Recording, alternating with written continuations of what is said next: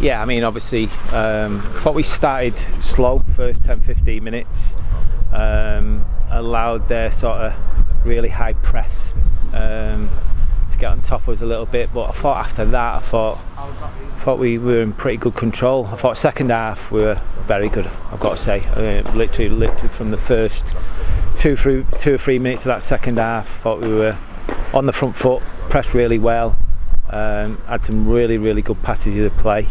Should have had a couple of penalties, had a couple of great opportunities, and you think 1-0, job done.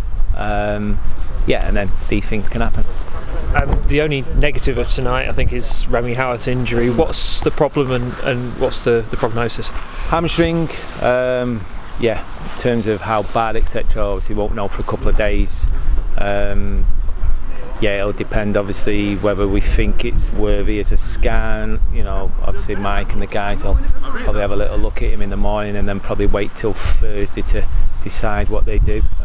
If it's only a slight tweak, then obviously it might only be a couple of weeks, but I think the way he sort of pulled up, them type of things tend to be 3 to 4 weeks. So ask me that question again on Thursday, I might have a better answer for you. It meant you had to shuffle your cards up into the air and hope you put round pegs in round holes, because it was a big switch, wasn't it? Yeah, it was, but just the way they set up actually helped me make that decision, and that's why we went with Robbie. I just knew the type of player H is. He's a little bit of a bulldozer and he likes to press high, and I know a lot of their play, certainly in that first 10, 15, 20 minutes or so, was coming from Dole, the centre half, and I knew that once the ball got played from in to out, that H would be the better option to do that, so that's why we went with that. He must have been delighted when he got the call, saying you're not going to play right back anymore. No, well, having said that, I think he enjoyed his role against Forest Green. His marauding runs at times that he did in the second half, so it's something that we can do from time to time if we feel it necessary, and especially if we come up against an opposition who at times are probably more favoured to playing with 3 at the back. Liam Bredcook got through the hour you wanted him to, and looked like he'd not been away really, which I guess is what you want when you're a manager and you're getting someone back from injury. Yeah, definitely thought Briggs was good. Control to his play, aggression in his play, which was good. It's nice to sort of see that aggression in the middle of the park. We've got some good footballers, as we know, in Jonah and Connor and obviously George Grant, but Briggs gives that little bit more physicality. Ethan, we're disappointed with the goal. Did it just spin away from him at the end? What happened? Yeah, I think the initial one span away from him, but it was the bit after that sort of disappointed me a little bit. The way he tried to then recover, and again, he knows that's the type of stuff that he has to work on to be better, to be getting anywhere near challenging Palms, because it's that reaction, it's that speed of once you've made either a save or a mistake and you've got to get up quickly. Just unfortunately it didn't happen for him. At least he redeemed himself in the pointless penalty shootout.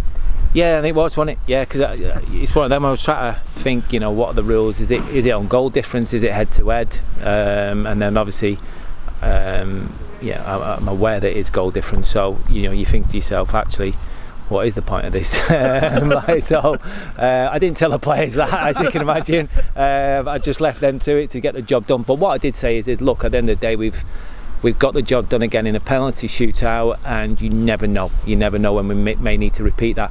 It might be in the next round, it might be in the FA Cup, so to come through again was pleasing. We don't know when the draw is, but the game's set to be played in December. It's going to make it a busy month, isn't it, if it wasn't already busy? Yeah, I mean, the only disappointment obviously was because of the error at the end. It's cost us a home tie, and that's one thing that certainly, when you look at the week that we've got coming up, Accrington, Swindon and Plymouth away, 1,200-mile round trip, the odd home game or two would have gone down nicely, but one of the staff did remind me there, though, if we do get an under-21 side, that he'll be at home anyway. So yeah, let's see what happens. Yeah, certainly we'll wait and see. Accrington tonight had a big win at Swindon. It makes it a tough start to your round the UK trip. It does, yeah, and we've spoke about this sort of midweek with not just the staff, the players as well. Aki's a tough game. It's one of them where you know, the expectations of the club isn't as big as what some is in the division, and for that they play with a bit of freedom. And look, the reality is they've only played 9 games, but they've won 6 of them. You know, so they've obviously got a lot of ability. It is going to be a tough game for us. It's a place that it was very, very frustrating going there last year. I think we went ahead 3 times, didn't we, and still lost the game. So yeah, we'll be ready for it. You know, we're aware of the qualities they've got, but we've got 1 or 2 qualities ourselves.